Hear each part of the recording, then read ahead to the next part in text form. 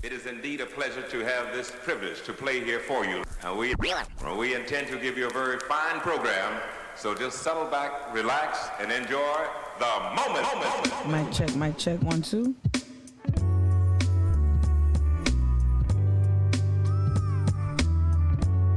Mic check, 1, 2. I'm back. I don't know if I told enough people I'm back. But I'm big. Regardless, this is mic'd up. I'm Mika Gadsden. What up, little mama? I know you would be there. What's up? Good morning. Oh, I'm real loud in my own ear. Okay. Good morning. We're kind of going to do a little something a little different. I'm going to do a little something a little different. Hold on 1 second, little mama. Or whomever is logging on. Good morning. Good morning. Isn't it crazy about that book? Nicole? It's really crazy. Like, it just showed up. Let me do, copyright. Free. Oop. Lo-fi. Yeah. We're going to do a little something a little different. As I get ready, I want to, what's up? If you're watching on Facebook, hey. I'm about to switch it up for a second. We're going to start off a little different. We're going to play some.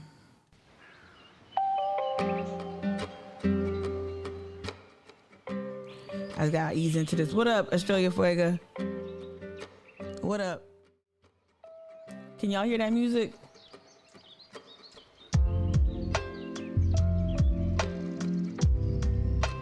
Just going to start off a little different. It really did go on its own venture.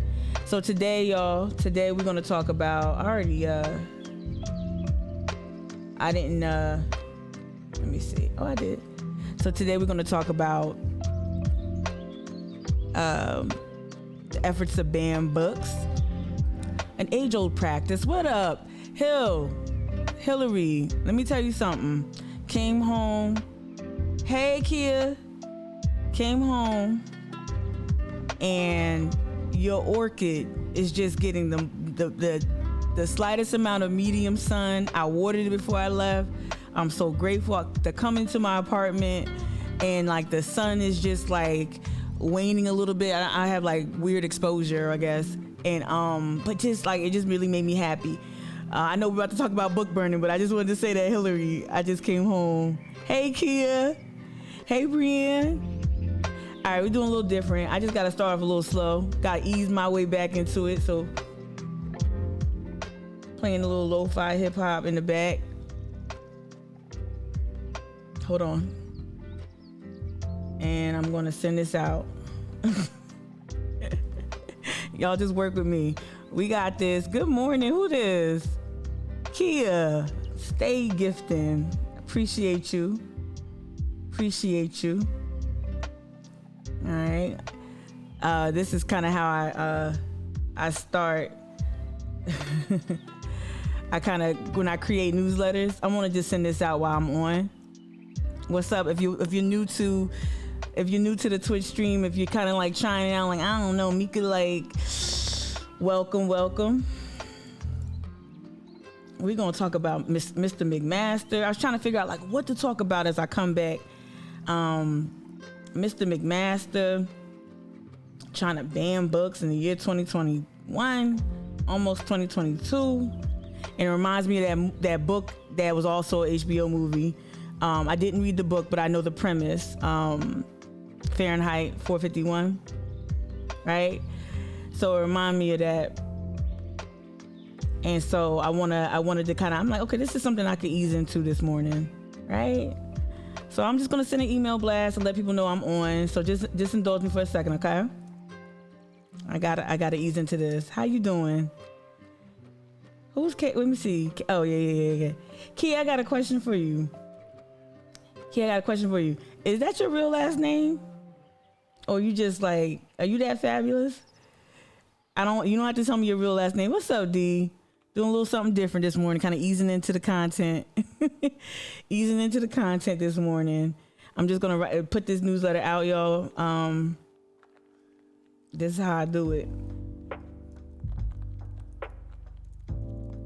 Twitch. Thank you for just kind of coming and joining. Welcome to the space. Need to ease into it today. I'm so grateful. I didn't say this. I'm so grateful to all of y'all who wish me a happy birthday. I'm so grateful for the art. Not even just the gifts, y'all. I'm just so grateful for the art, for the expressions of love. As I said before I left for vacation or for a little travel trip, I never really celebrated. I never really celebrated my birthday like that. My mom used to. It felt really good to do that. I've been through a lot, just like everybody. I ain't special, right? But I've been through a lot. I just like where I'm at. Last year was tough.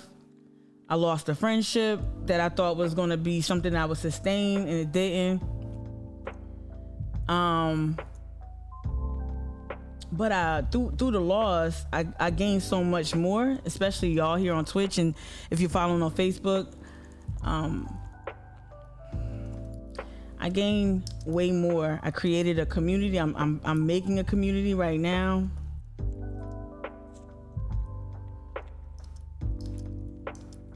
And that's what I always wanted to do here in Charleston, was create community, a diverse community. Of course, centering the needs of Black communities and marginalized communities, but this feels a little different. So I want to say thank you. I had a blast, yo. I didn't do anything. For all my 41 Savage talk, I didn't do anything near savage. I chilled with my family. We're going to get to it in a second.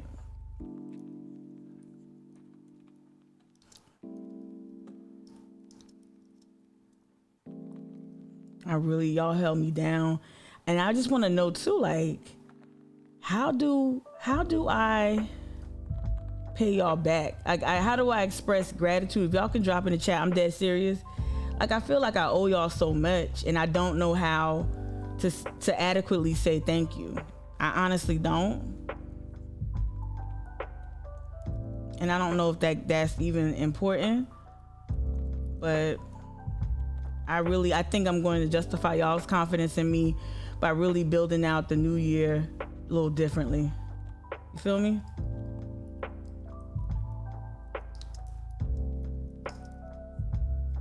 Thank you for sitting with me real quick. Start your morning off a little less intense.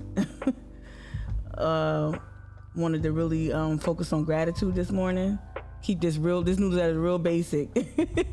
All right, so we're gonna send it out just like this.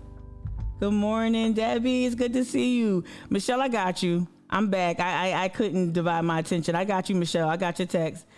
I was enjoying my birthday a little too much. I got you today for sure. All right, let me see who else is here. Thank y'all for joining me. All right, what y'all think? The thank yous are enough? Thank you.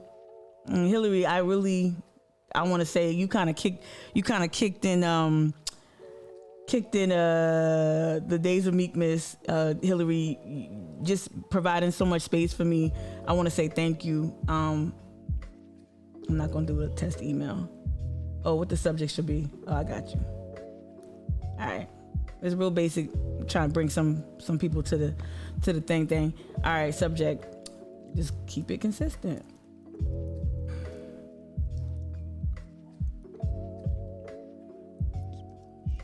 Me and my sister were talking about the book fair. My sister-in-law, my brother's wife, we were talking about this book. She's teaching it to her high school students. She's a public ed teacher. She's a public school teacher.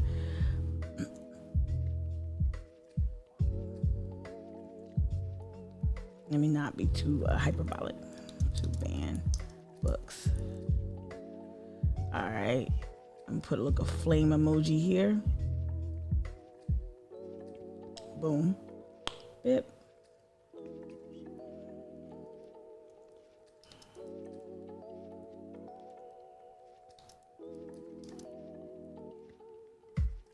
How you spell outmoded? I can't spell right now.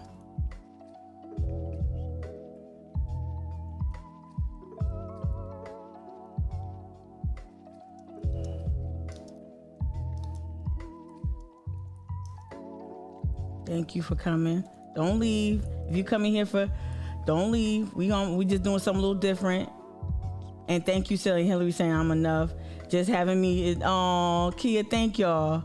Oh, birthday was great, Michelle. Tim's the band books. Hold on, let's discuss the disaster of an idea from McMaster. I'm good with like alliteration and rhyming. Okay. Yeah, that's it. That's all I want to do. Oh, that's all I want to do. I'm just going to send it just like this, y'all. All right. Let's go. Good morning, Facebook. How you doing? Ooh, I couldn't see the chat on Facebook. If you're still there, I see Courtney. I see Shelby checked in. I see Kasim. What's up, Kasim? That's a blast from the past. Juanita, Jane, Erica, Coakley, Peppy. Yeah. Just sent out that newsletter. Thank y'all for sitting with me. All right. So we're going to pause that. Let me switch back real quick. Hello. That's how I do newsletters sometimes when I'm trying to do them quick. Good morning. How you doing? My name Mika. This is Mic'd Up with Mika. I'm happy to be back from Chicago. I'm so excited. Thank you for just like sitting with me with that, y'all. I just wanted to ease into the Monday, and this week is very important for me because let me see. Sometimes I forget my button placement. I was playing around with it. So yeah, this week I start facilitating giving projects.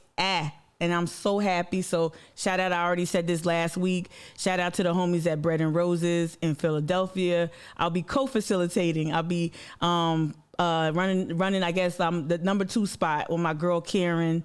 Karen is a dope, not just facilitator, but just human being, creative. And I'm so excited to be helping out with giving projects again. Y'all know, well, some of y'all know me personally, know that was my love. I when I got the job with Cypress, I felt like overwhelmed. I'm like, wow, I get to really teach people how to resource themselves. I get to teach people how to be their own funders. I get to help grassroots movements. I get to help fund them from the community, not from some big old funder on high.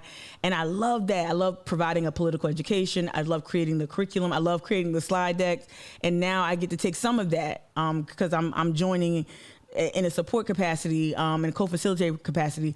But I get to bring some of that love and that enthusiasm to this cohort in Philadelphia. So this week, that starts on Wednesday and Thursday. For that cohort, y'all not invited, sorry, but I will share whatever I can share with y'all, things I learned that are new, some faces and all of that.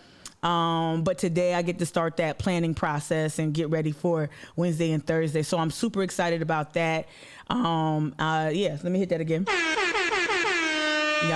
Yup. What they say, I'm not really a religious person like that, even though sorry, twin bro. My twin bro's a pastor. I'm not a religious person like that no more. But you know, when they said no weapon formed against me shall prosper, my musty ass old boss fired me, and look at me, I'm back. And nope, I can't let it go. So I'm really, really happy. The nails. Yes, you like the nails? They're very gaudy on purpose. Right? Yeah. I got you, Kia. Very gaudy on purpose. I got a scorpion from Etsy. There's some nail artists on Etsy, and I had 2 scorpions put on my nails. I broke this nail off, so I'm wearing a top finger ring, so you can't really tell. I broke this one off running to O'Hare. So, so you can't really tell till I get it fixed. Maybe today. I don't know if I had time. But, I broke that one off. I didn't even have to say nothing, did I? Yeah, welcome. All right, let's get to it. For real. All right, so I'm going to switch up. Yep. And we're going to talk about something that's like, I thought we was done with this. I thought this was over. Like, why are we still talking about book? Why are we still talking about book banning and book burning? I made McMaster the devil. It's not really a stretch. Y'all know, like I said, this is based, like I took, hey, what's up? Thank you for the bits. Fahrenheit 451 is a book that I really think that kids should read, like high school age or whatever age y'all think is appropriate, especially educators out there. Fahrenheit 451, 1984. I'll throw Margaret Atwood in there. I'll throw Handmaid's Tale in there. Two, some dystopian. Ready Player One, Ready Player Two. Just throw that in there because y'all, like, one thing I hope y'all understand by me leveraging history often is that nothing is new under the sun. Nothing. The CRT bullshit. I already talked about this. The authors of A Wolf at the Schoolhouse Door talked about this CRT discussion is reminiscent of some movement of a movement that Ronald Reagan was a part of, and even before that, right? Think about the Daughters of the Confederacy. Think about integrating schools. Think about Ruby Bridges. I think that was the anniversary of Ruby Bridges integrating local schools, right? She's 67 years old. This wasn't that long ago, right? She's younger than my parents. So this is nothing new, but we have to, as we move into 2021 and as we prepare for the midterms, as we move into 2022 and prepare for the midterms, and then also in 2024, as we prepare for the next presidential election, we have to see and monitor how the far right and the right have adopted this whole we're the party of public education. So we're going to look into this, talk about book burning.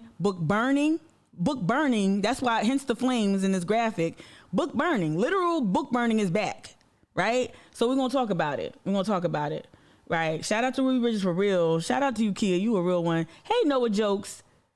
Tired of people equating non-heteronormative depictions of sexuality as pornographic. I'm telling you, anything queer is pornographic, right? But the objectification of a woman's body or a female body or feminine, however we want to characterize it, the that can be, titties and ass and just subjugating women and all that. That's acceptable. But anything queer, shout out to I will say that SNL's opening monologue was funny.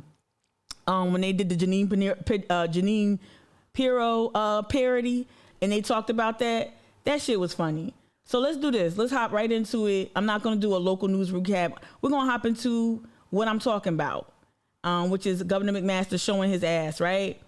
Let me see if I can get the right clip. Let me see which clip I wanted. I had like the right clip. Maybe I saw it. Ooh, I had it right here. Okay, here we go. Yeah, this made national news. Of course, South Carolina always topping the list or bottom of the list of all the wrong shit. So, okay, NBC, I know you want me to click on ads. I know. Tap to unmute. Turn that up.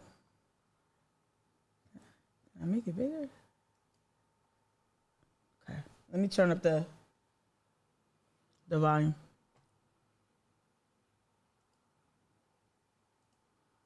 We hear about them, but until you actually see some of those things, as I did on Tuesday, you don't realize what we're dealing with. Obscene and pornographic. That's how Governor Henry McMaster described the book Genderqueer, a memoir, in this letter to State Superintendent of Education Molly Spearman. Genderqueer is currently the top-selling LGBTQ plus graphic novel on Amazon, which describes it as a guide on gender identity. Author Maya Kobe wrote in an op-ed in the Washington Post, removing or restricting queer books in libraries and schools is like cutting a lifeline for queer youth, who might not yet even know what terms to ask Google to find out more about their own identities, bodies, and health. The governor now wants the Department of Education to investigate how the illustrated book ended up at Fort Mill School libraries, and if it's at any other schools, calling for the department to develop a process to review and approve books and other materials that are available to students. Campaign for Southern Equality, an LGBTQ plus advocacy organization,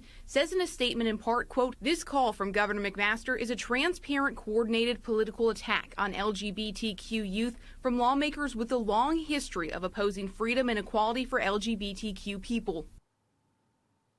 Okay, so that was the NBC clip that I saw, and Noah, to your point, right? This is what I think we should do, and I think some far leftist content creators. Hey, Joy, some far leftist content creators. Hey, Ray John, if y'all still watching.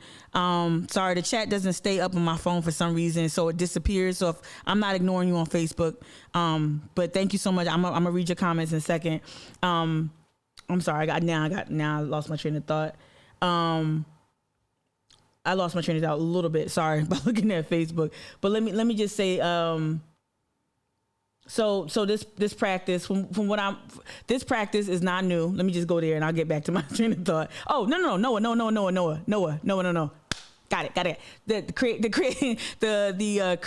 people who've created a lot of content, did some reporting, people that I follow, just whatever, leftist news sources have kind of been giving me this perspective, and we tend to do this. We tend to get wrapped around the axle of right-wing shenanigans, right? While I do think it's important to talk about this practice, especially to help us prepare for upcoming elections, local elections, the Senate elections, midterms. We know that the right has hijacked this conversation. They've taken CRT and bastardized it and turned it into something it's not, right? So we know that, and we do need to combat that skillfully. But what we can't afford to do is get wrapped around the axle of these are distraction tactics, right? And we did this with CRT. We kind of got pulled into the bullshit. Again, we need to report on this. If McMaster talks about or advocates for banning books, especially books that are designed or were written to help LGBTQ youth, find a resource and learn more about themselves and their feelings and their bodies, that's newsworthy. But we can't afford to let this, we can't go after it the way we did with CRT. And I don't know if y'all remember the tweet I shared after the Youngkin win, after the elections, on election day. One of the tweets I shared was from a writer from The Undefeated. And it was like, it doesn't matter. You can feel smarmy all you want. If they don't know what CRT is, they sound goofy. The Daily Show and other comedy / news channels have gotten millions of clicks probably off of videos trying to show you how silly the right is because they don't know what CRT is. It doesn't matter. It doesn't matter that they don't know what CRT is. They got the votes, right? And so we have to keep our eyes on the prize, right? And we have to keep focused. And Noah, to your point, why I'm saying that is because, the more they try to ban or just like with anything illicit or anything deemed illicit, marijuana, buying, sex work, people gonna do it anyway. So if you want to ban it, once you ban it, any type of prohibition. Once you ban something, it becomes just more popular. So keep doing it. Ban the shit out of it, to Noah's point. Ban it. Sorry if y'all don't know I curse in the morning. Hide your kids, hide your wife. But ban the shit out of it. Yeah, it's just going to make that book more popular. Also, this is what I said to young organizers here in Charleston, was don't play this, they want you to play whack-a-mole. They want to determine the agenda. So while you over here fighting the battle of the rhetoric about book banning, book burning, queer, while we over here doing that shit, they over there crafting some really ironclad legislation with the help of some bullshit ass moderate Democrats. They over there crafting legislation almost ironclad. So that's the thing. We can't afford to play that whack-a-mole. They'll pop up with the most inane, they'll pop up with the most asinine shit that's distracting. Yes, we need to report on it, but we just need to expose it for what it is, and then we need to mount a different type of attack. We can't get caught up in this Twitter shit where we're just going back and forth, trying to no, that's not true, or trying to bust myths or man, please. They and half of them know they're being disingenuous. So they know that they're lying. They know that. That's the point. The point is to lie. So why are we trying to dispel a lie?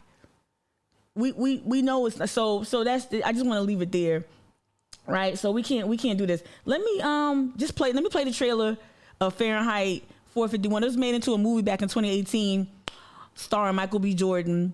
It used to be a crush of mine, but he's still cute. So we're gonna play this trailer. Y'all see me with my nails now? I'm doing all this. Y'all see this? Because I got nails. Can't wait till I soak them off. Y'all gonna be like, oh, where do you go? Where her hands go? All right. Oh, before I play the clip, let me go back and just read the comments from Facebook and be a better moderator of these spaces. Jerome said, what's up? Good morning.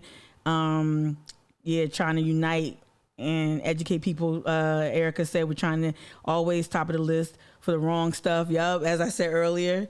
Right. All right, so let's play this clip right here. This trailer. And if you have HBO Max, or if you have all the apps like me, go ahead and jump into this movie. Now, have any of you guys ever seen one of these bad things for real? Look at McMaster. Y'all see that? Look at McMaster. You seen one of these bad things? Now, have any of you guys ever seen one of these bad things for real? We burned almost every physical book in the country. So by the time you guys grow up, there won't be one book left. Burn it. What's wrong, Montag? Your vitals have been off recently. Did firemen used to put out fires? That's a classic lie. Have you used your drops today? You gotta cop this. I gotta read this. Burn. We are not born equal. We must be made equal by the fire. And then we can be happy. I got things inside my head that don't make sense. Dreams that I can't explain. Creed, before the men come back, do you want to know what's inside these books? Insanity. They're lying to you. What aren't you telling me? You never do anything. You're just like Beatty. I'm not like Beatty. We have an important task for you. Oh, yeah, my girl. Everybody sees me. Candy Alexander. The danger is real and immediate. We need to get ahead of it. What if I tell these people what you do? Words I love Michael Shannon. are a terror, son, Intense. I know. Knowledge is a dangerous thing. Don't it feel like we...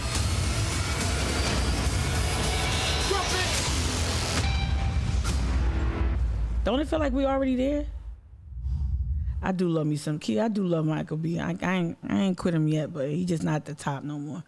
Don't it feel like we already there? Right? Like, especially when you think about social media, when you think about like how, and you know, I know I've been really tough on local Black influencers, and I'll continue to be tough as long as they do like fuck shit. Not the ones that don't do fuck shit. Have a nice day. But the reason why I'm so hard on influencers is that some of them, either unwittingly or willingly, have participated in, it's okay to create fluffy material. It's okay to talk about drinks and parties. And like, I'm not anti-fun, but it's when like the influencers come into the political space, that's when I'm like, oh, whoop, pump the brakes. And the reason why I'm bringing that up is because I've seen this, like, again, whether it's a concerted effort, whether it's just something that's just been allowed, I've seen us become just more obsessed with image, with status, especially Black people trying to keep up with the buckra. And I've seen us kind of replace, like one thing when I started to really go after the problematic influencer class, because there is a distinction.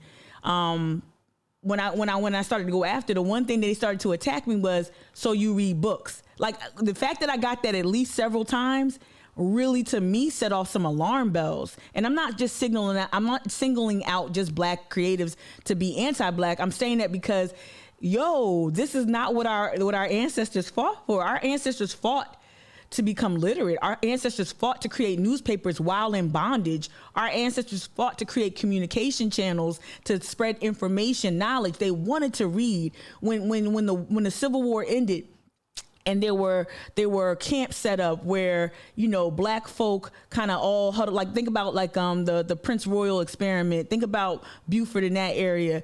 Black people flocked to certain areas to learn. They would go into classrooms. Adults would enter into classrooms with youth to learn how to become literate, to enlighten themselves, because they knew, because illiteracy was mandated for Black people. They knew that knowledge was key and powerful. And this, when people don't understand how white supremacy works, they think white supremacy is white against Black, and that's not white supremacy. right? White supremacy is a set of practices, right? A set of oppressive practices that don't just stay, it's not just about mistreatment, right? And alienation. White supremacy largely is about dominance, right? And so it's very it's a white supremacist practice to, of course, to mandate that black people remain illiterate, right? It was against the law for black people to read and write, right? Literally against the law. You can lose your life. You can lose a lot. You can lose your freedom for learning to read and write, for becoming literate. And what I'm seeing now is this refusal to learn more. Here in Charleston specifically, I feel like we're not seeing the white supremacist tenets of this ignorance. Also, when I talk about white supremacy and dominance, I'm talking about that in the classroom. That's why we have, of course, the Daughters of the Confederacy really perfected this practice of making sure that one kind of history remains the dominant history, that one perspective is the perspective, right? So I wanted to click on another. Yeah, we definitely got to go here. We got to go here, but I think, what's his name? Let's. I want to keep it contemporary. Let's do this 2 minute and 48 second. Look at me with my nails, because I got nails. I'm holding up twos. Let's do this 2 minute and 48 second video from NBC News. I think this is it's recent because it's after the Youngkin win. But let's talk about this banning books shit. Let's talk about this and talk about its white supremacist tenets. Let's talk about the Daughters of Confederacy next. Oh yeah. Oh, he down here. Yeah, we're gonna get to this one here too. All right, but let's do this one real quick. Hold on, let me rewind it. It turned out to be a winning strategy. So when my son showed me his reading assignment, my heart sunk. It was some of the most explicit material you can imagine. A campaign ad from Virginia's newly elected Republican governor, Glenn Youngkin. The governor-elect made education a pillar of his campaign. Now, some school board members in his state not only want to ban books, they say they want to burn them too. I think those books, I don't want to even see them. Like, I think they should be thrown in a fire. Spotsylvania County is about halfway between Richmond and Washington, D.C. This week, its school board voted unanimously to remove sexually explicit books from their libraries. One book on their list, 33 Snowfish by Adam Rapp. The gritty novel follows a group of kids fleeing broken homes and sexual abuse. I guess we live in a world now that our public schools would rather have kids read about gay pornography than pornography. The main characters of 33 Snowfish include a 10-year-old boy who is sexually abused by a man who exploits him. This novel made the American Library Association's list of best books for young adults back in 2004. Meanwhile, a suburb of Wichita, Kansas is removing 29 books from circulation. That list from the Goddard School District includes Margaret Atwood's classic The Handmaid's Tale. They called themselves the KKK, A History of the Hate Group by Susan Campbell Bartoletti, and Fences by August Wilson, part of his series of 10 plays about Hold up, that's my favorite play. That's my favorite August Wilson play. You banning Fences? Cause what? Cause he has a baby out of wedlock? What was in Fences? Fences is like, to me, it's in the same ballpark as Death of a Salesman, right? Patriarchal figure struggling to really find himself and struggle through fatherhood and that's crazy. Black in America. On Tuesday, the list went out to librarians and principals. Exactly, Australia Fuego. That reads in part, quote, "At this time, the district is not in a position to know if the books contained on this list meet our educational goals or not," unquote.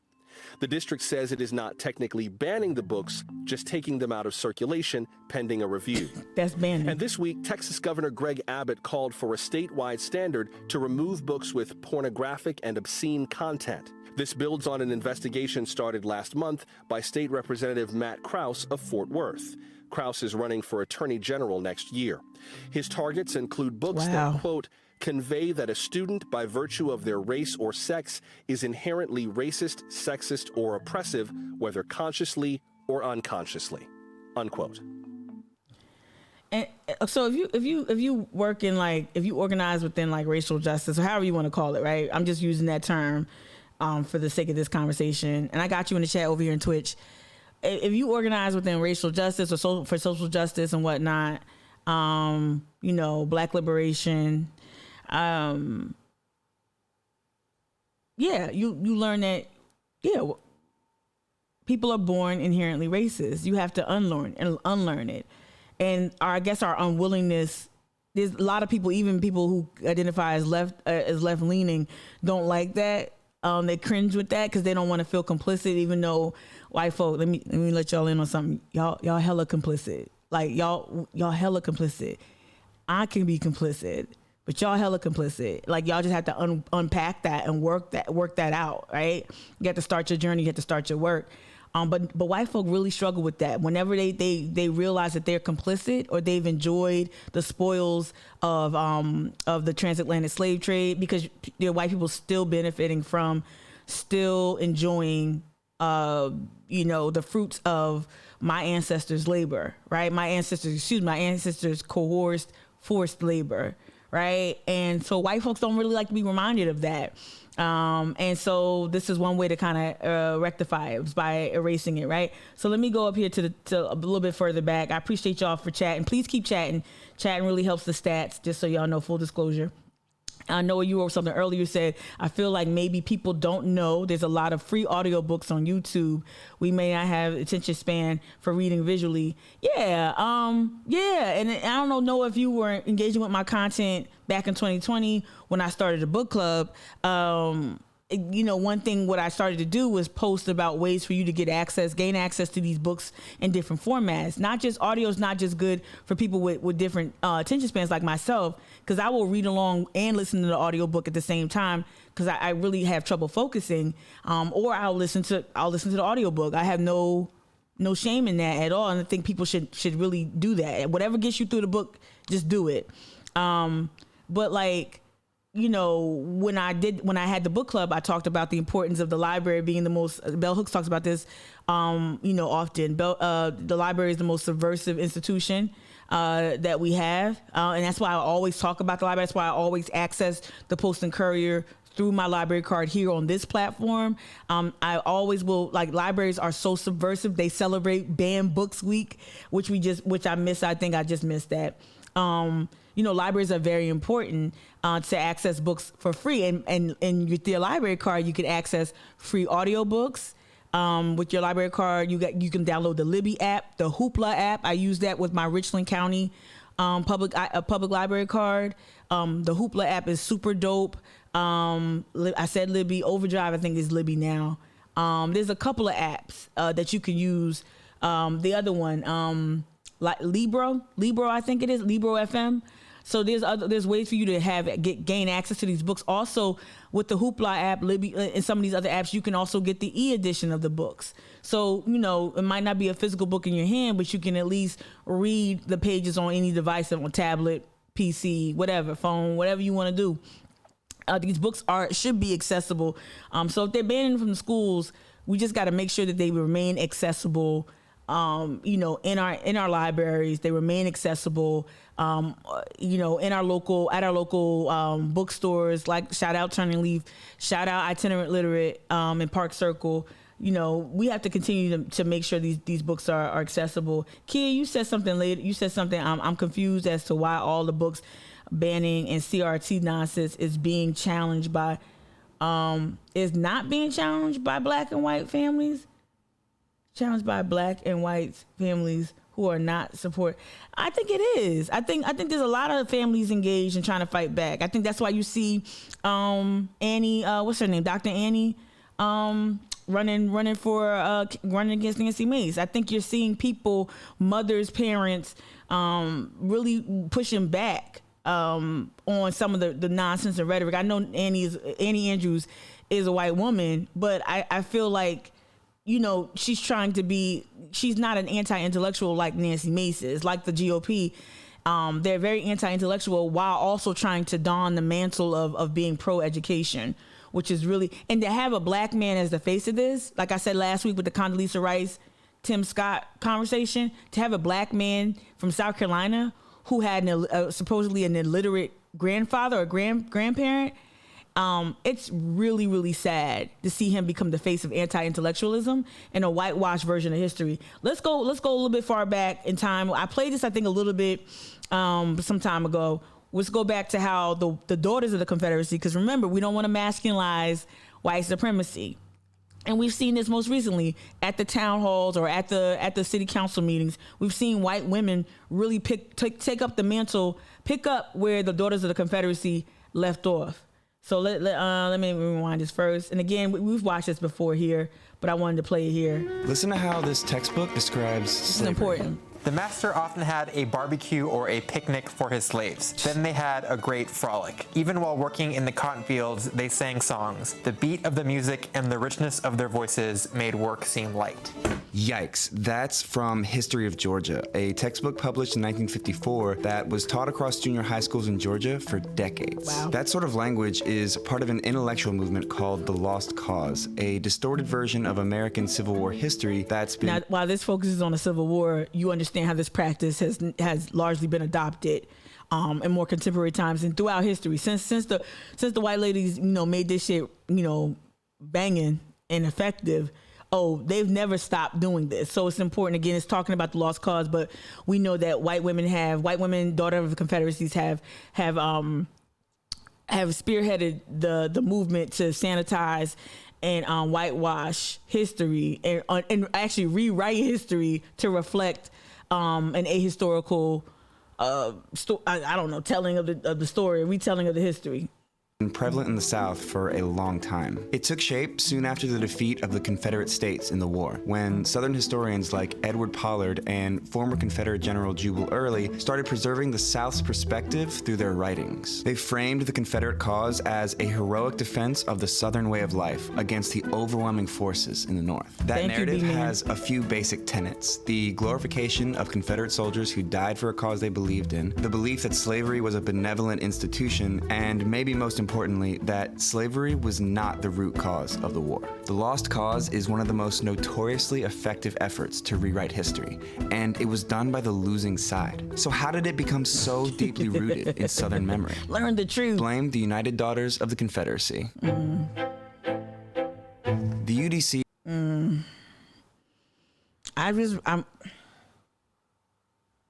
Please read They Were Her Property. And there's a new book that's coming out that I got to cop. Is it The Problem with White Women? Ooh, we got to cop this. Y'all, we got to talk about this.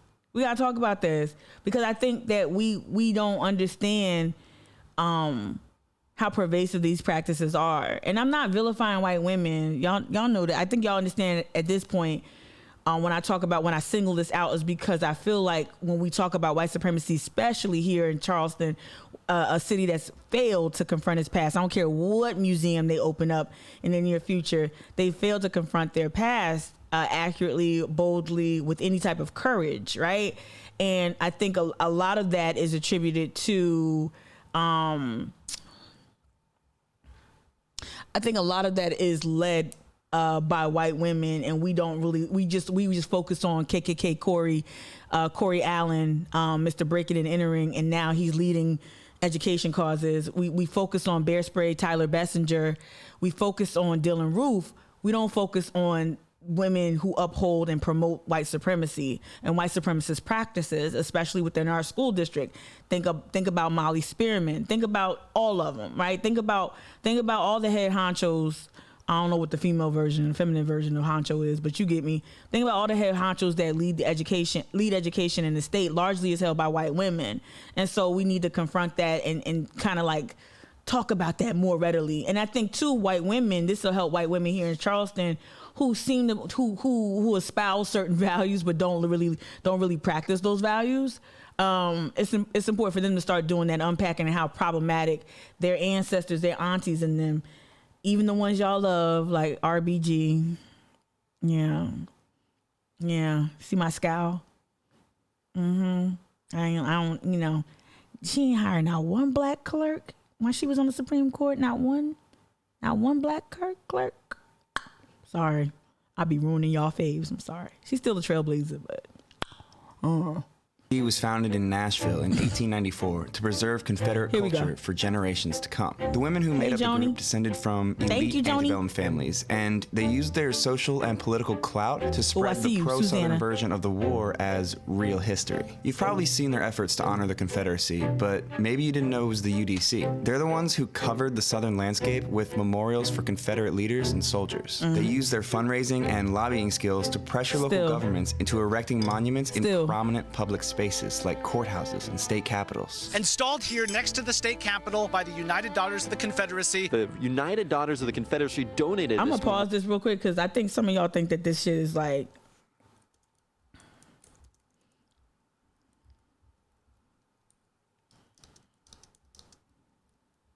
Think this is like over with. I'm gonna pause it real quick. As Susanna, you nailed it.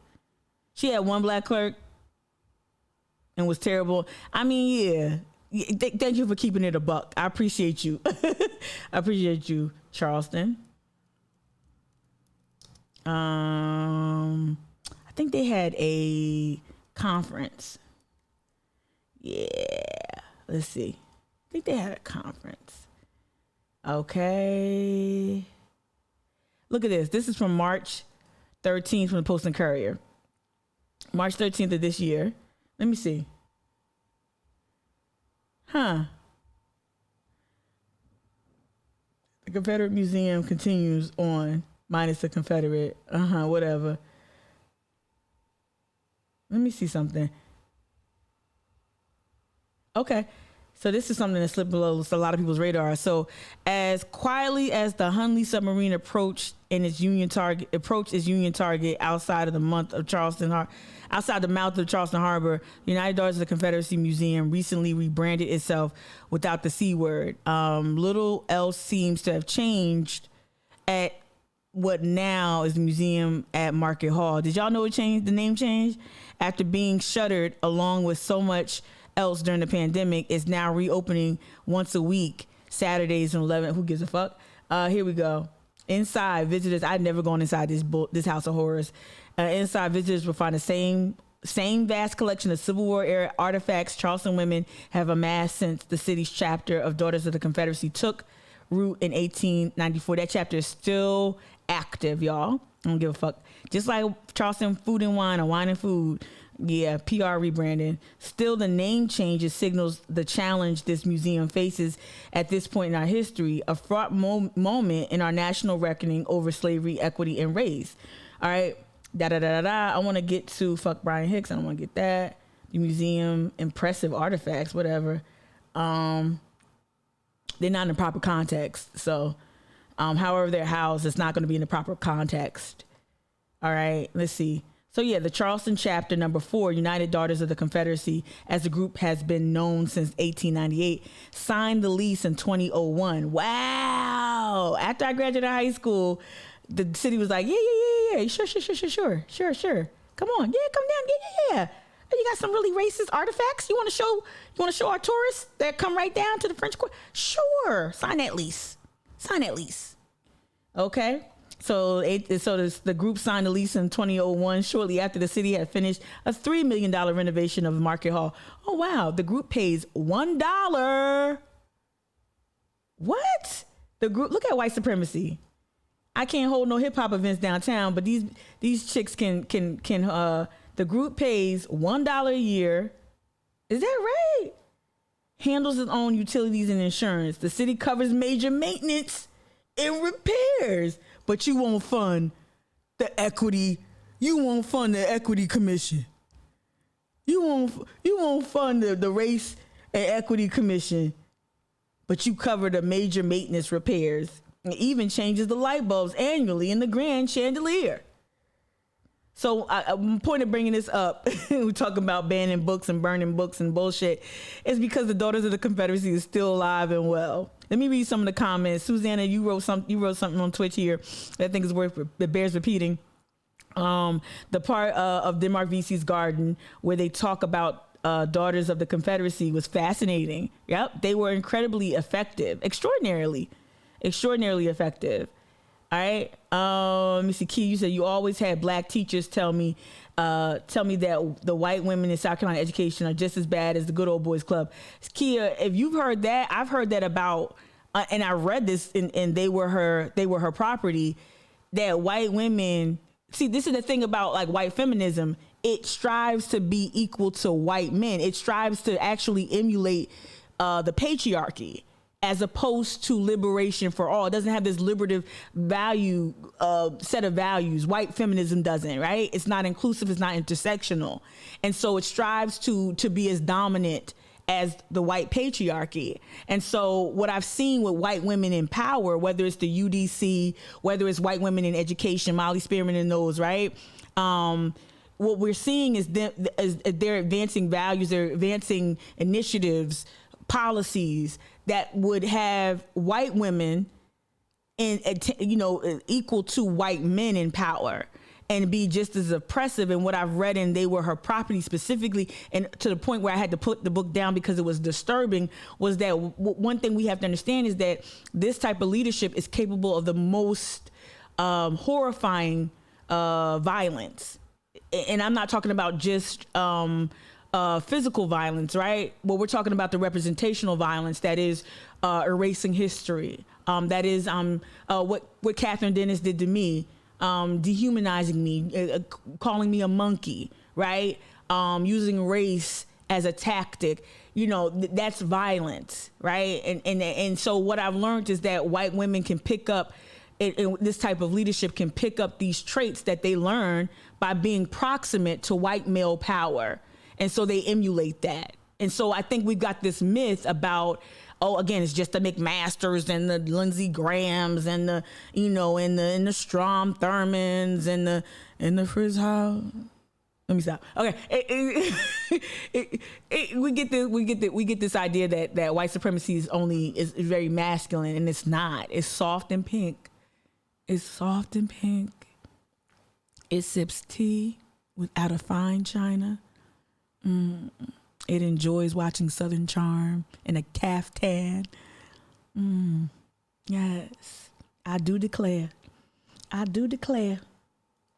Memorial to the city back in the 30s. They put them along roadsides and in parks. Any place that was remotely relevant to the Confederacy was memorialized. By the early 20th century, the UDC had 100,000 members, and chapters spread all over the country, but mostly in former Confederate states. And there's a reason they grew so quickly during that time. So we're talking about roughly 3 decades after the end of the war, and the Confederate veterans themselves are beginning to die off. So there is this push to find ways to commemorate it, because right, because they dying off. I'm like, oh, wait. My Uncle Jimmy, my little son, Peter, went to go fight to make sure that we can maintain slavery. Oh, my bad. Oh, no, don't do that, right? Don't die off. Let's watch a little bit of this Trevor Noah. It's more contemporary. I think this is within the year. Let me see when this was. I try to pick some more relatively recent conversations on book burning and banning history in schools. This is from May of this year. Okay. So not too recent, but not too old either. So this is from May of this year, right?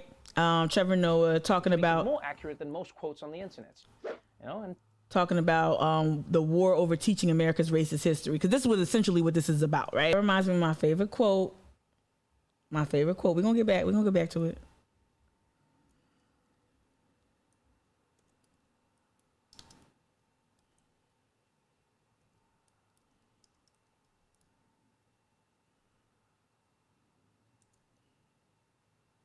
And my favorite, Miriam Makeba. If y'all don't know Mama Africa, get with it. Mrs. Makeba, are people happy in Johannesburg? I know I'm hopping all over the place. That depends on which. We live in the same world as any other person, so that we as artists should never close our eyes to what is happening around us. Therefore, coming from South Africa, naturally, my life was. There is really no difference in the struggle between the people you have mentioned, because we are all Africans. We were just put in different countries by white people who took the people from Africa and spread them out. And it is true that our problems are the same. Now, saying that they are a minority, this really means nothing, because the white man, wherever he is, whether he is in the majority or the minority, he rules. It just shows you, it just proves to everyone that we just have to keep fighting. We just have to fight that much more, because it doesn't matter whether he's majority or minority, he's always on top. Which status are you aiming to between the whites and the Africans at the end, when you have won? That will depend on them. We are not worried about them. We are just worried about ourselves. It is our country. They came from Europe to invade our country. They took it. They have made us suffer. So we don't have to worry about thinking what will we do to them or what will happen to them. It will be up to them to see fit what they can do when we have won. Just like they see fit what to do right now while they are on top. So it's something that we don't worry about. All we are worried about is to fight and liberate ourselves.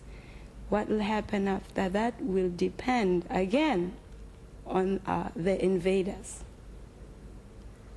They could have come to our country and lived side by side with us.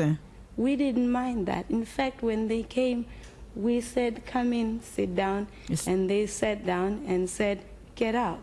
And now it will be up to them.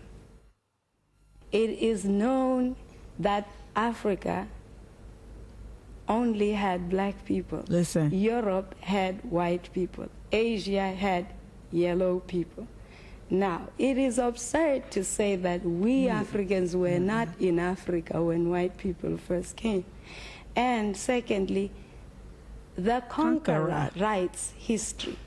They came, they conquered, and they wrote. Now, you don't expect people who came to invade us to write the truth about us. They will always write negative things about us.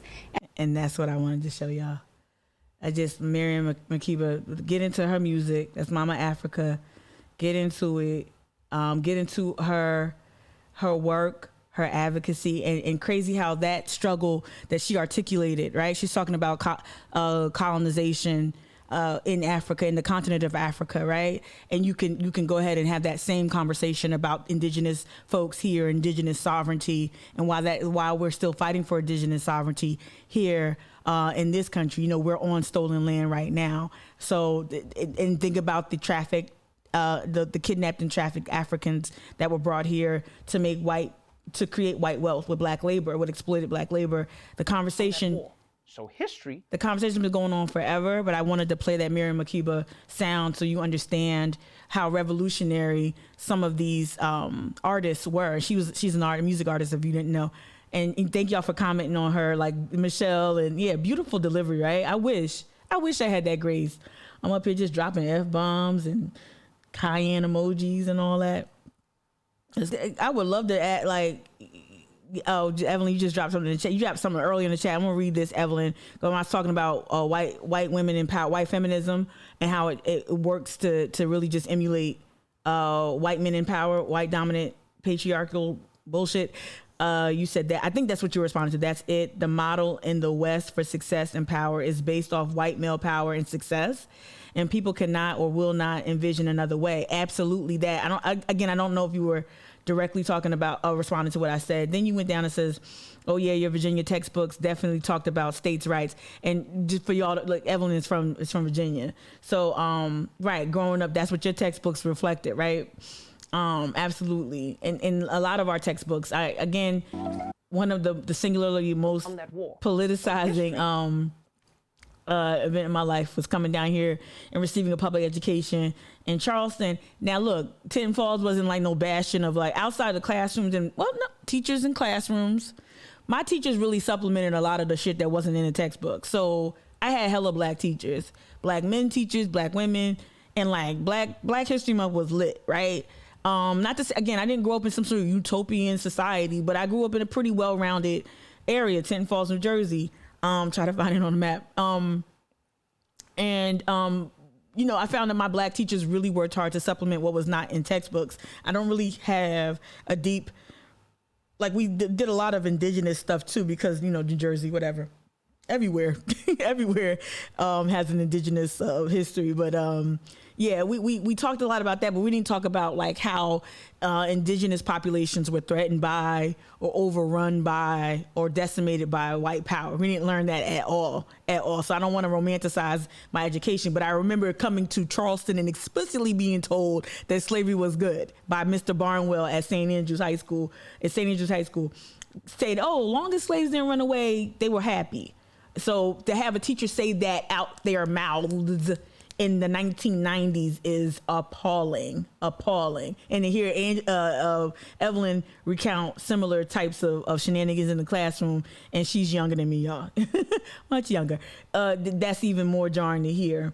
But let's just talk about these banned books. Like, we know Texas is doing it. I wanted to play a little bit of this one right here. Authoritarianism. Oh.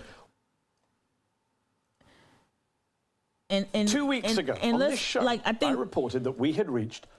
So I think there's two words that get bandied about a little bit that we don't like. I don't know if people break it down a lot within leftist organizing circles. Jargon is like, that's the thing. Like, that's how my boss kind of conned her way through the funding sphere in the South and in wherever she's scamming money from.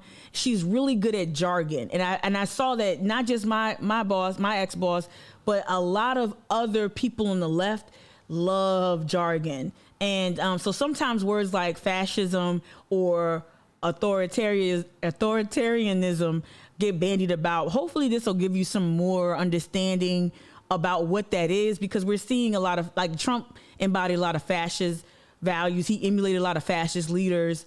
He was a demagogue, so you can do your Googles on that. But let's talk about, like, we have to start calling this what it is when we see it. We have to call fascist, and I know sometimes these words are being used so loosely that they lose their meaning, which is one of my other critiques of the left, calling everybody a war criminal who enlisted. I don't know how effective that is when we have real war criminals, you know, that we can literally talk about in contemporary times, but calling an enlisted, you know, blogger on YouTube a war criminal, I don't know if that works. Like, you know what I mean? Same thing with authoritarianism and fascism. So I just want to say that we need to start introducing some of these classic terms into the lexicon. We need to introduce them into these conversations when we're talking about McMaster and his efforts to ban a book for LGBTQ youth or whatever, or a literal book burning, as we just saw Spotsylvania, what was it, Spotsylvania, Pennsylvania? Whatever the fuck, Pennsylvania. We saw that they're literally advocating to burn books, right? So this is from, this is recent. This is the day after my birthday, November 11th. Let's go. 2 weeks ago on this show, I reported that we had reached the book banning stage of right-wing American authoritarianism. One of my producers had suggested that we... Oh, Kia, you asked a good question. Did I challenge? No. Caroline, the fly girl behind me, challenged. She said, I remember her speaking up. It was Caroline, the black girl, fly haircut. I can't remember her last name. I think it was, Caroline, I think was her name. And there was two other black guys over there. I can't remember their names either. But she was right behind me. So I remember she was like, don't sugarcoat it. And then we all kind of chimed in and like, yeah, like, you know, echoed what she said. But she did it. I didn't know. I was... Mika in high school was scary as hell. All I cared about was cutting class and seeing my little stupid boyfriend. Like, please. What voice? Meek. I was literally meek. My name and how I acted. But shout out to Caroline behind me, because she spoke up and she's like, all right, now come on, don't sugarcoat it.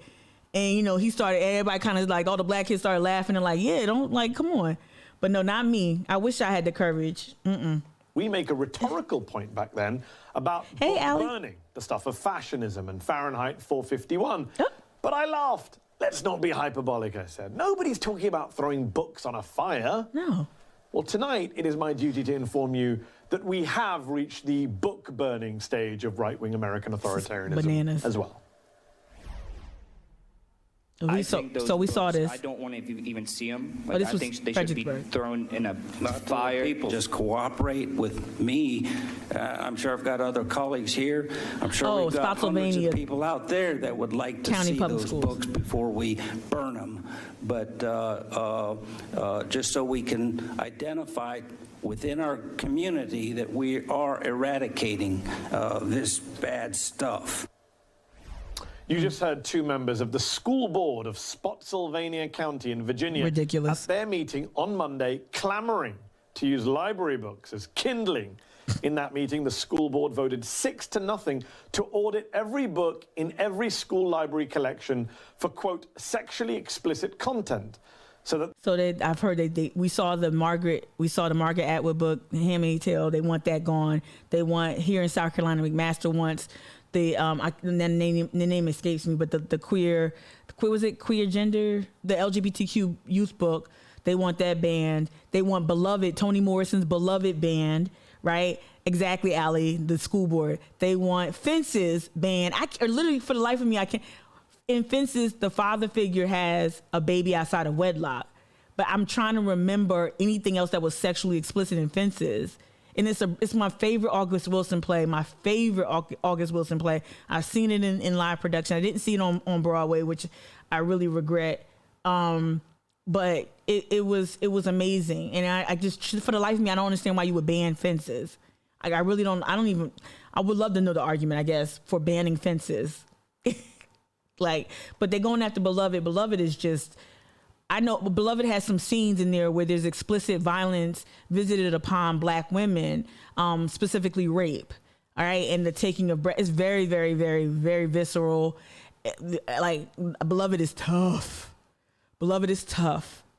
But it's real. Like, Black women didn't have bodily autonomy. Black women's breast milk didn't belong to them or their children. Black women's bodies were treated as whatever. They were there for the express use of pleasure for white men or breeding, right? Or labor.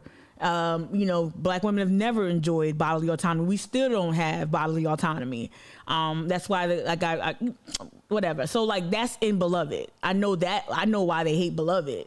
That on top of the other things with dealing with the enslavement of Black people and fleeing Black fugitivity, fleeing bondage, all of that is a part of it too. The supernaturals in Beloved as well.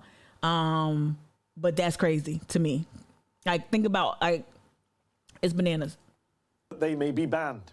All of this was spurred by two parents. Just gonna backfire on them. High schooler was given a digital library app. That app gave them access to a lot of books, including one that the student's mother described as LGBTQIA fiction. To have something like this that could really traumatize a kid if they just check out a book because it looks cool and then they open it up and start reading it. Look at her. And to some of the things that they'll come across is just shocking. Yes, that's what's shocking, and not the school board members seeking to burn that book, that digital online book. Yep. Why? One board member explained it like this. I guess we live in a world now that our public schools would rather have kids read about gay pornography than Christ. Right. Let's talk about the world we live in. On Monday, the same day those Virginia school board members were rhetorically reaching for the gasoline and matches, the human rights group PEN America released a new report citing 54 bills introduced nationwide this year to limit what teachers can teach and students can read. 54 bills targeting discussions of race, racism, gender, and of course, American history. I want to find that. PEN America says those bills, 11 of which have already become law, are educational gag orders. And even that doesn't capture the insane zeal that the American right now seems to have for banning books and viewpoints that don't reinforce their own biases. In Tennessee, one school board member wants to ban a National Book Award-winning novel about a kid who escapes foster care and a bestseller about a Black student in an elite, mostly white prep school.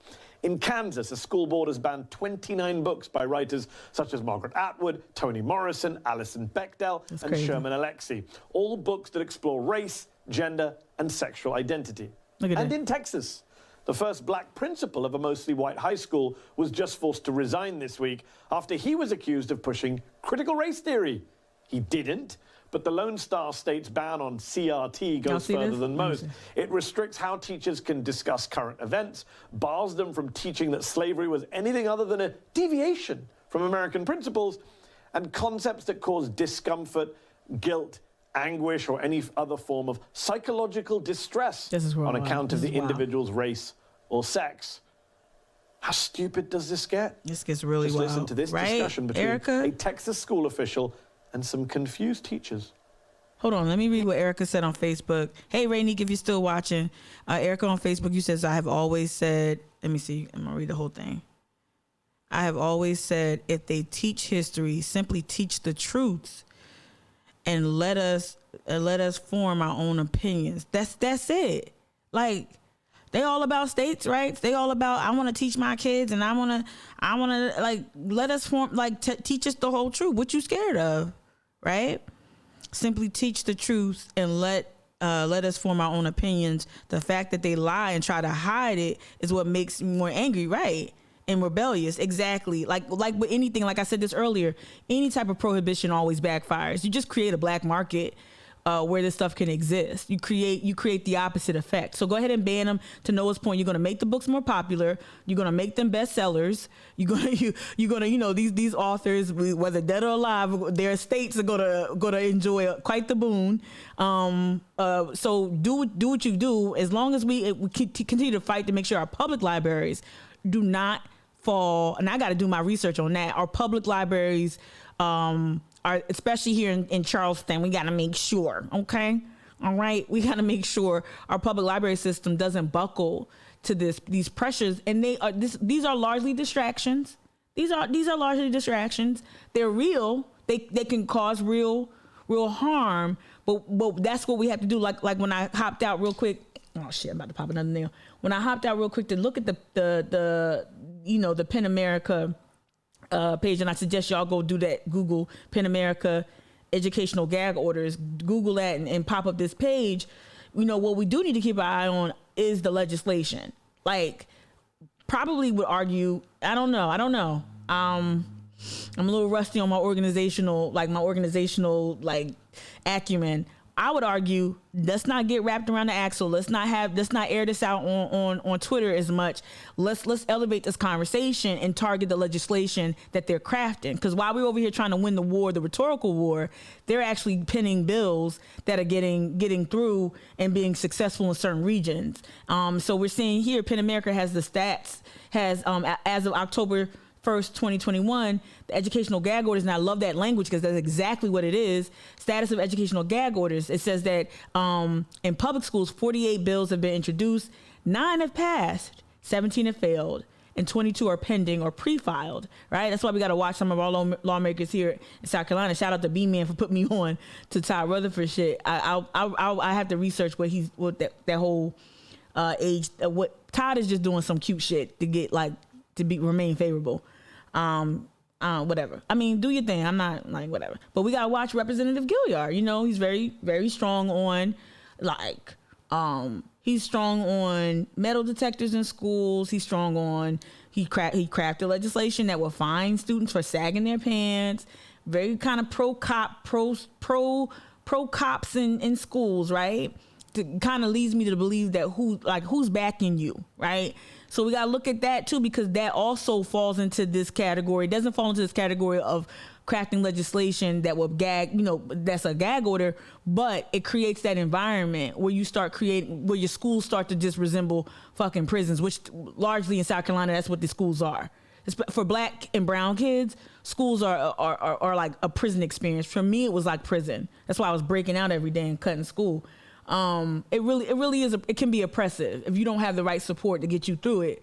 And so that the school to prison pipeline is real, and this coincides like it's a perfect storm of ignorance and anti-intellectualism that's going to just turn our students into automatons or criminals. Like it really doesn't create. There's no space for imagination, for self-discovery, theories, debate, Socratic discussions. Like we don't facilitate that in our public schools anymore, not nearly enough, right? Shout out to all the educators who do prioritize that. But we got to watch these bills, especially here in South Carolina. We got to watch this legislation that create the conditions to make this more acceptable. We got to watch Tim Scott take his grandfather's illiteracy, the story, take that, bastardize it, and then regurgitate it and say, no, I'm pro-education. No, you're pro privatization. You're pro whatever your funders tell you to do, you're going to do it. And that's how Tim Scott has ascended to the heights that he's at. It's proven to be very effective, and it's proven to be very, it worked. Like the party bosses told Tim to co-sign all that, put your black face on this anti-black policy, and we're going to make sure we take care of you. And they've taken care of him. So he's sold out, and he's forfeited any type of credibility in black communities. I don't care, like being black is not enough, right? Tribalism is not enough. But we've seen this man take his grandfather's illiteracy and use it and weaponize it against public schools. And that's a travesty. And I can't wait to tell him to his face how much he's really let down his ancestors and mine by being a black face on anti-black policy and legislation. And I hope that the campaign dollars and the power and being proximate to white power, I hope that all helps him sleep at night, because we know Tim is not himself. We know Tim is all about wearing masks, all kinds of masks. Shout out to Erica Coakley. All kinds of masks. And he's committed to it. He's committed to it. I hope he's comforted at night. I hope those Bible scriptures keep him comforted at night. I'm sorry, I went off on a little tangent. Yeah, very conservative on sexual issues. Very conservative. Evelyn, he is. Let's pop out of this. And let me see if there was something else I queued up that I thought was really important for this conversation. I think I wanted to pick up on like relatively recent news clips that talk about this push. I love this because kids are talking in this one. It's CNN, but let me stop. Let's go for this. So, because they banning books like, I think this is the one where the young lady was so freaking articulate, it kind of blew my socks off. So this is battle in York, Pennsylvania over school districts' ban on books and resources that deal with race, racism, and history. All right, let me go back real quick. All right. And this was September 16th, so not even a month ago. Not quite a month ago. Do you think the adults that banned these books have read these books? Absolutely not. No, definitely not. Absolutely not. Because I don't think a moral compass could let you ban books that say equality and loving each other. These teenagers in York, Pennsylvania are standing up to the latest example of controversy surrounding history and race that is affecting a growing number of America's public schools. The school board cannot just silence our voices. Last fall, the all-white school board of the Central York School District unanimously banned a list of educational resources. Wow. That resource list, which has a lot of bad ideas and some books that I would definitely not want in our district. And I do not feel it's balanced, and I think it's divisive. That list includes... Okay, wait, Erica Coakley. Erica said school board meeting today, y'all. I wish are they on YouTube? Joy, Erica, are they on YouTube? If they were, I don't even know. I honestly don't know if school board meetings are available virtually. Because we need to start watching that shit too. Joy, real quick before I let this clip play. Joy, you said, they are. Oh, both of y'all said it at the same time. Jinx. Thank you, Erica. Thank you, Joy. Yeah. Oh, I didn't know that. Pardon my ignorance, right? Joy, you said earlier in the chat here on Twitch, if these folks poke their head in a school or ask students and parents, they would know how kids are pushed down the pipeline. I really wish they would. And some of them were parents. Like I think I went to high school with Gilliard's daughter, April. Yeah, I did. Yeah, at St. Andrews. And so they're parents. They but like it really does lead me to question, like, how are you engaged with your child's education process? But really, when you come, like, when you kind of get to that point, y'all, where you don't understand why a lawmaker is doing what they're doing, like, some of this shit ain't even about morality. Some of this shit is just about the Skrilla. It's just about money. It's just about money. It really, it's about their who's backing their campaign. It's about the interests that they're in bed with. Honestly, that's all you need to look at, is to look at who's made the donations. Like with Mayor Tecklenburg, right? West Edge has made donations to his campaign. So we know, and we know the city owns the 4 acres that they're fighting to have. We're fighting to have them not fill in the remaining 4 acres of Gadsden Creek. You know, when you look at the money, then you look, oh, who's donating to Mayor Tecklenburg's campaign? Oh, West Edge is. Okay. Oh, who's the lawyer for West Edge? Then you look at like some of the ties. Oh, Councilman Shahid's wife is a lawyer for West Edge. So, you know, just look at the strings attached. Look at the connections, the political alliances. It's not about attacking them personally. It's about interrogating power and the way power and money flows in Charleston. So you can be a great guy. I'm sure Mayor Riley wears a mean seersucker suit. I also know that he's displaced thousands of black families from the peninsula over 40 years. That is his legacy. Not no fucking museum and not no fucking healing after Mother Emanuel either, right? His legacy is displacement of black bodies, black businesses, the shuttering of black schools. That's his legacy. He's a developer before anything else.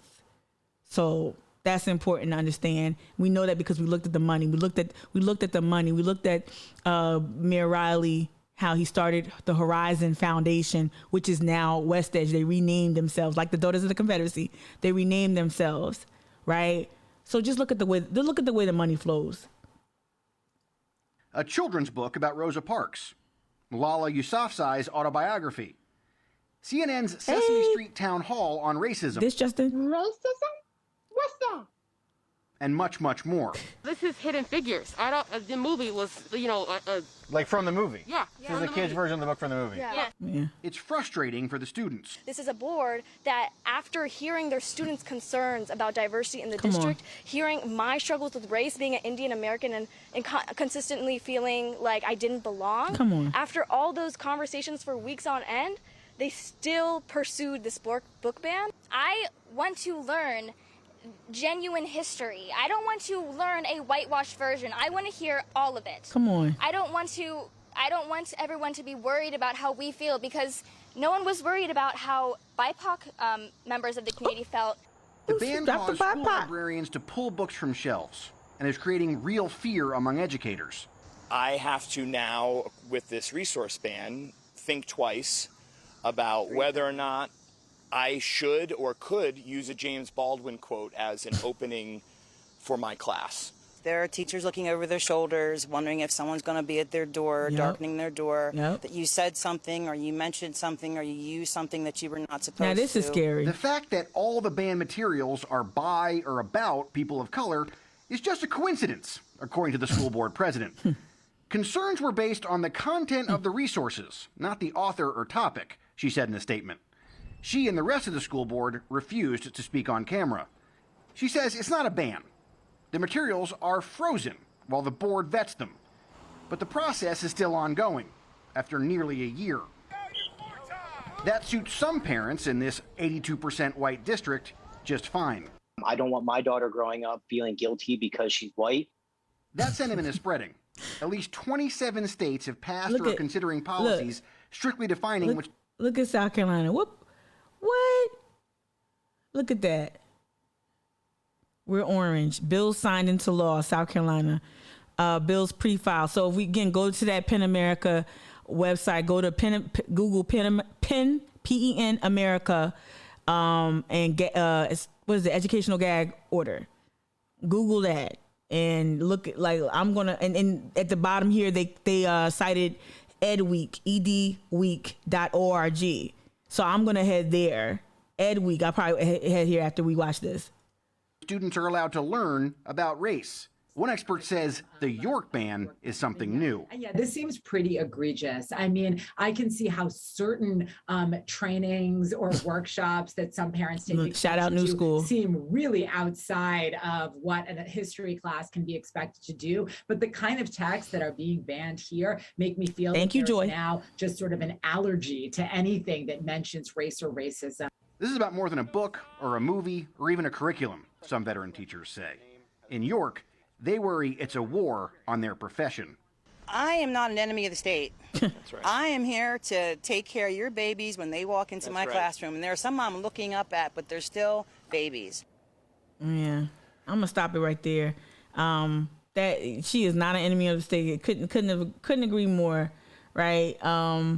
This is crazy to me. So let's take it back to, again, we're talking about McMaster. And we're going to go to edweek.org. I ain't going to forget. So let's see if we can find McMaster ban book. That's how we started. Well, we started off very mellow. Let me see if there's any. Nope, let's see. Here we go. Let's look. Let's refine our search this week. Not that one. Yeah, here we go. And tonight, we've learned a graphic novel has been pulled from 2 Berkeley County School District libraries. That book is called Genderqueer, a memoir. Governor McMaster has called for an investigation into the book, calling it... Shout out Tessa. I don't know if y'all can see. I'm looking at a 20-inch monitor that's kind of close right here. Makeup is just gorgeous. Come on, eyebrows. Come on, cut. Come through. Eye makeup. She looks marvelous. Shout out Tessa. Obscene. Floriana Boardman talked to both a BCSD parent and an LGBTQ activist who have opposing views on this book being on school shelves. The book Genderqueer, a memoir, is listed on the Charleston County Public Library website as an adult graphic novel. It's what's in the book that has many parents upset, including Berkeley County school mom Sarah Nelson. I mean, the description in the book is just, I mean, the literal description. Sorry, I had to do it. Why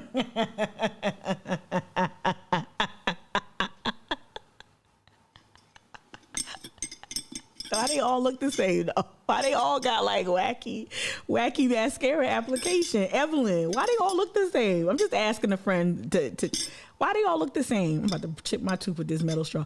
Why they all look the same? Why their eyebrows always give me like look like Marlene Dietrich from 1920s? Like why? That's an insult to Marlene Dietrich. I really fuck with her. Looking like the Tallulah Bankhead with them eyebrows from the 20s. Why they all look the same?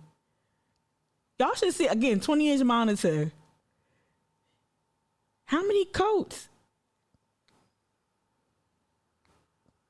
They all just scared the shit out of me, yo. Scared the shit out of me. Description is about erotic gay activity. Erotic gay. So, I mean, why would children need some erotic material in their educational learning? She says public schools are not the place for these books. I don't feel like children are going to school to fulfill their sexual fantasies or to explore themselves. They're going to school to learn and to be educated. And if they want to explore themselves, that's outside of school, then that's between them and their parents. I spoke to the LGBTQ plus organization right? We Are Family, which says these books are important for our youth. I think that books can be a good... Look at this. Shout out to the young... This is South Carolina youth. Look what she got in the background. Elect more women. Liberation and abolition. Come on, let me rewind it because I'm up here laughing. You right, Evelyn. I should never insult Tallulah like that. How dare I? For our youth. I think that books can be a good way to not feel alone, especially if you're in a more remote area. Like we have a lot of rural areas and rural schools in South Carolina. And so for a lot of those kids, if they don't feel like they have anyone in their school that's like them, books can be a way to say, oh, like I'm not alone. I'm not, shameful. BCSD provided a short statement saying the book would be reviewed. We asked which schools had the book and who would be doing the review. So far, those questions have gone unanswered. Nobody has the book. We also attempted to reach every single school board member. Members we reached told us they were not providing any more information at this time. Oh, wow. Meanwhile, residents in Hugie and Ondaw have taken to social media over the past few days. They say their rural back roads are no longer safe. Okay, what the hell? What the hell? How are they just gonna transition like that? Okay, I'm sure your back roads aren't safe. Did y'all hear that last part though? Did y'all hear that last part? Schools had the book and who would be doing the review. So far, those questions have gone unanswered. We also attempted to reach every single school board member. Members we reached told us they were not providing any more information at this time. Meanwhile, That's crazy. Like, defend your shit. Defend your shit. If you feel that strong about it, defend your shit. Pick up when the news reporter calls and get you on to try to get you on the record. Defend your shit. Evelyn, you said something earlier. You said, "Are they going to ban Canterbury Tales?" Come on, come on. That gave me some. That triggered me. That took me back. Canterbury Tales took me back. I remember my English teachers dropping us hints on which stories had dirty stuff. For real. They gonna ban. Don't give them no suggestions. Evelyn, because then they're gonna go. You know what? They're not gonna ban Canterbury Tales. They're gonna end up banning like The Color Purple and shit, right? Oh my god! Oh my goodness! Yeah. I mean, you know what they should be reading? It feels like It feels like, what was that old movie or the book? Oh, The Crucible, which was turned into a movie. Because I remember I had to read the Crucible, and then we had to watch the Winona Ryder. It feels like The Crucible. It feels like Manchurian Candidate. It feels like the red. What do you call that? When the witch hunt, the McCarthy trials. Who's a communist? It feels like that all over again, and especially for teachers, like the fact that like they have to look over their shoulders and worry about, that Karen with the spider lashes diming them out, right? Let me see. I want to go to that edweek.org to look at the pending or past legislation that actually bans books. Let's see what they got. Let me see. Book ban. Let's see. I should have just put South Carolina in. All right. District that banned diverse books. That was what we just watched. Calls to book ban. Okay, let's do South Carolina. Let's do that. It might be easier to just search the website for South Carolina. All right. Take that out. But hit up Pen America. Hit up edweek.org to look at, to keep track of this legislation, these educational gag orders, quality counts, 2021, educational opportunities and performance in South Carolina. This was January. See if there's anything. Ooh. Let's see if there's anything. I'll find it later. Oh, this is old. These are all old. These go back. But I'll find it. But I'm definitely going to check out, see whether they can find, whether they have the article on the book banning and legislation. So of course they do. Let me see. Shout out to Joy. Joy, you dropped in the chat earlier that the school board meetings, and Erica also said the school board meetings today at 4 p.m. Executive session is early, so there will be nothing going on for a bit. And you dropped the YouTube link.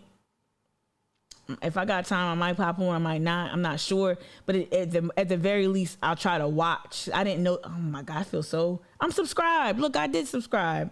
I don't ever get no let me put the alarm on. Because I never noticed that. I never really get alerts when these happen. So I was subscribed. Give myself some credit.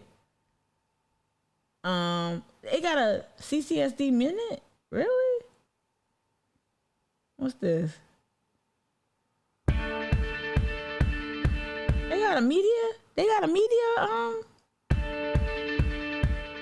We wanted to welcome everyone, all of the local officials, all of our executives within our company. They did all this for 5K?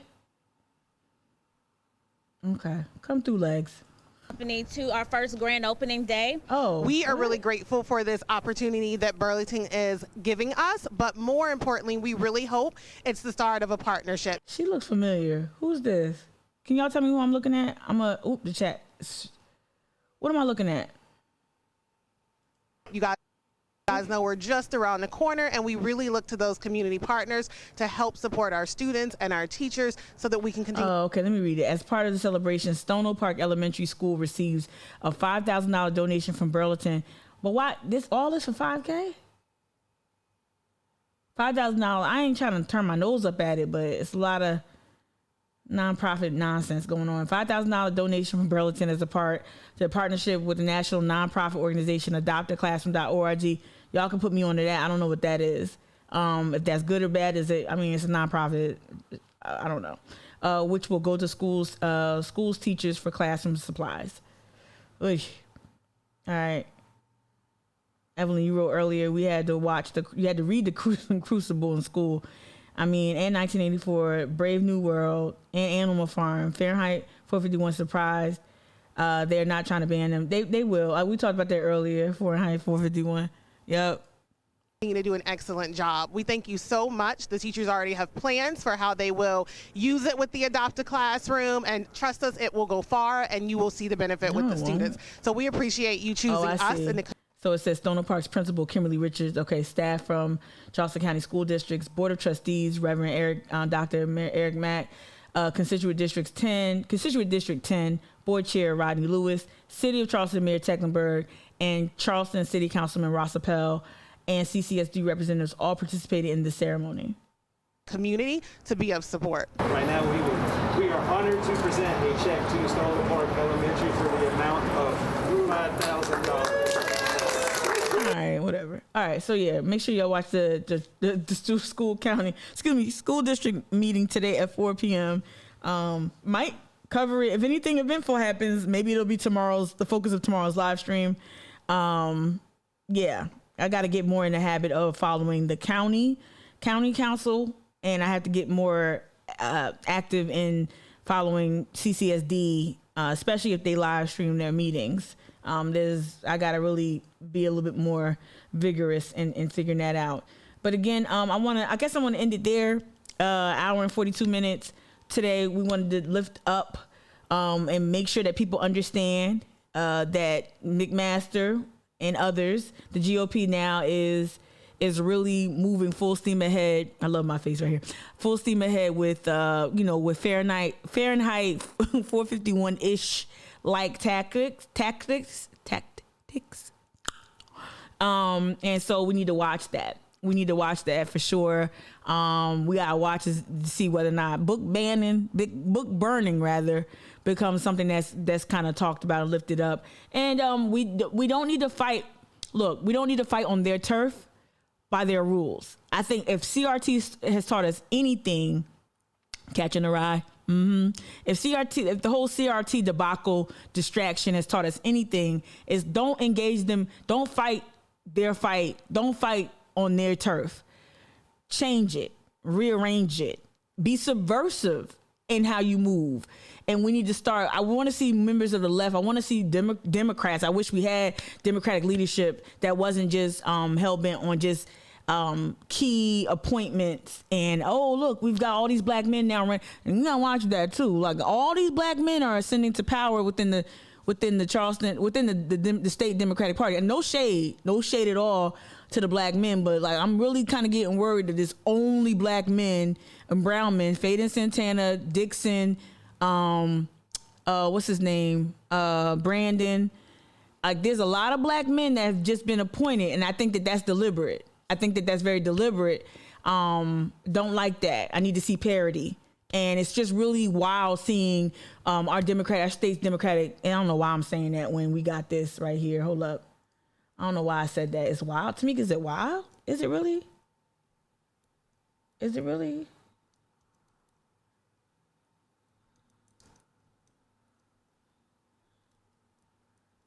Is it wild to see how the state Democratic Party is doing fuck shit? Is it really wild? So now, I have a number of friends, so-called friends, that have been in the Democratic Party a long time. We're very good friends, and yet I don't vote for them because they're in the Democratic Party, and many of them I don't vote for, and they know it. So therefore, I'm independent so far as party labels are concerned.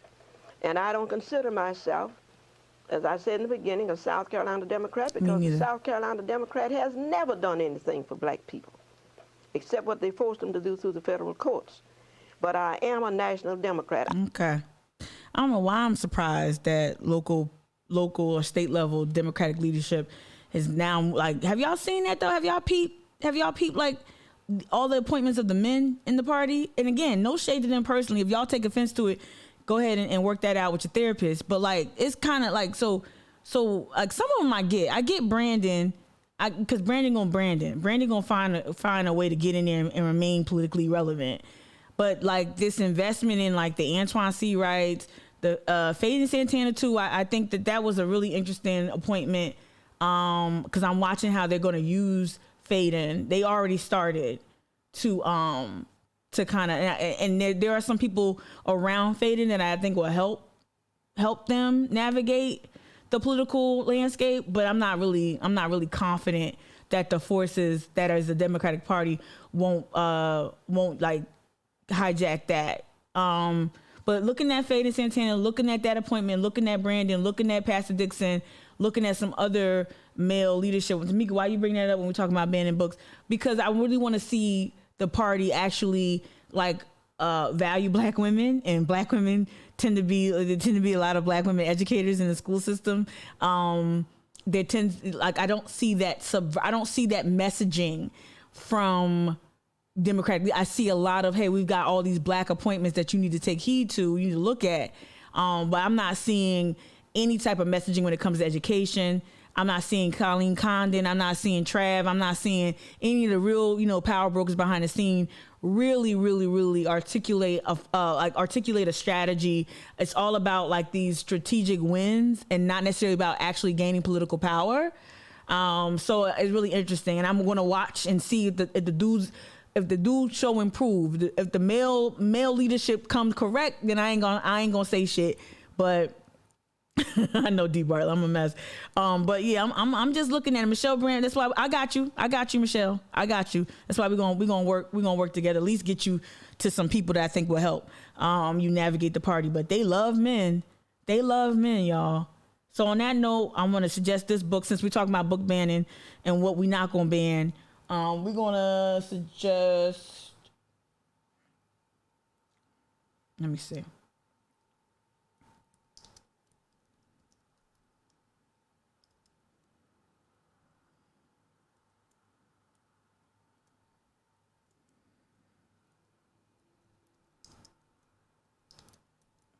I'm gonna suggest this book.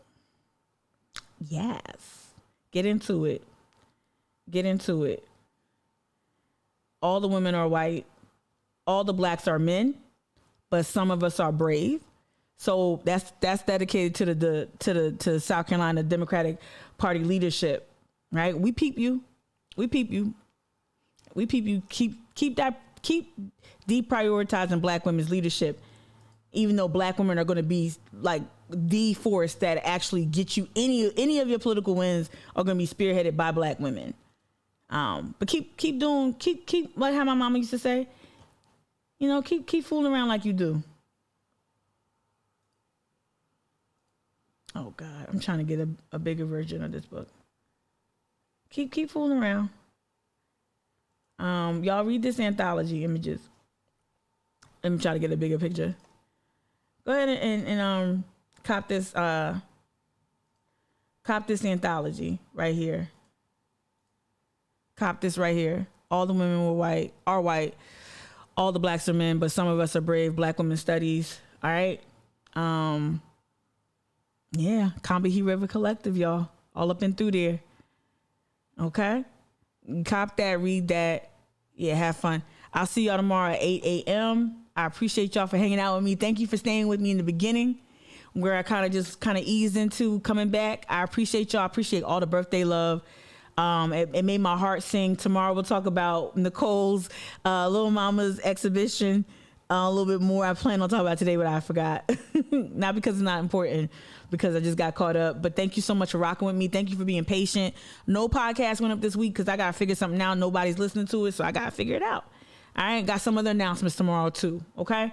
But yeah, let's edweek.org, PEN America, educational gag orders. Watch your South Carolina legislators. Watch your South Carolina legislators, all right? Thank you for the support, the subscriptions, and the bits today. All right, talk to you tomorrow, 8 a.m. Bye.